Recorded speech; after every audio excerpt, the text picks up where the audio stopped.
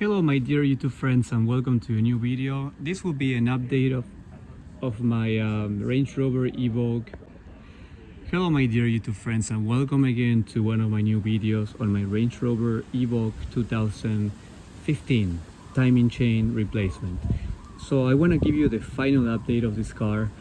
I finished putting the timing chain and everything on, and it runs amazing. The check engine light went away and it just runs like new again.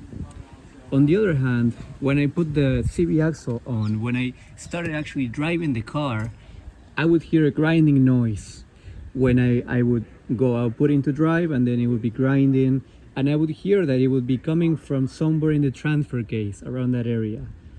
So I'm like, okay, it has to be the CV axle because it's coming from that area, and that's the only thing I touched. So I started checking, and after trying to see what it is for some time, I'm gonna show you guys what I found. I'm gonna light it up with my flashlight here. So that gray plate, you see the CV axle, the shaft going into the transfer case. There's that plate. Okay, let me show you guys here. Let's see if you can see like that. I'm gonna zoom in. Okay, right, it's gonna be right there. Yeah, so let's see if I can point it out. So this one, you have to push that plate inside. Why? Because this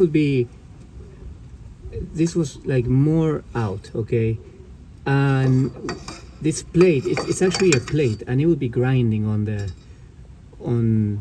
transfer case. Let me see if I can show you from the bottom, if we can see. And that will be making that grinding noise, which was pretty bad and pretty annoying. Let's see if you guys can see. Let me see right here. Okay, this one, see how it was more sticking out like this, and then I banged it. I put a stick, and then with the hammer, and I was able to bring it in more. So the shaft is good, like everything is in place how it should, but it was probably a little bit more out. I mean, there's not much you can do about it. Just make sure that you push it all the way in when you put it in. Now it's fine because the shaft is long, so there's probably a small part that's not all the way in, but just make sure you just push it all the way in. If not, when you bang it, this ring will go in, and then that noise should go away. Now I'm gonna drive it and see if that noise, that grinding noise, went away. Hopefully it did. Alright guys, I really don't believe what I found, but look at this. This was touching the tire, and that was making the noise. So I'm gonna fix this. Maybe, what is this? Let's see, let's try to like fix that and then see if it goes away. Alright my friends, this could have been really bad because look at that, and look at the tire. It's not damaged, okay, but it was starting to wear off.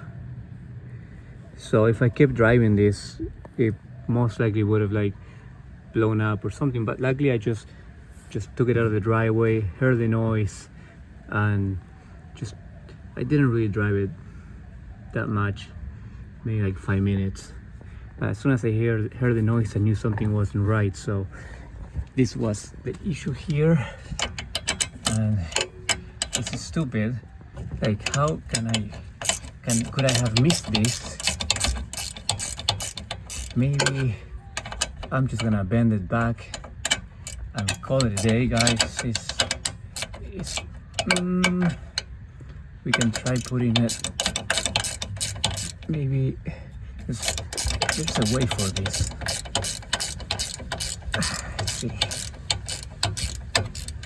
Let's see if this actually goes. the other way. This is so strange.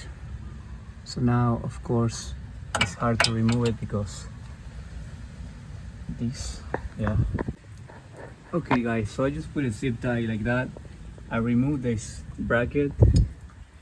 Okay, I'm just gonna throw it away. I don't need that.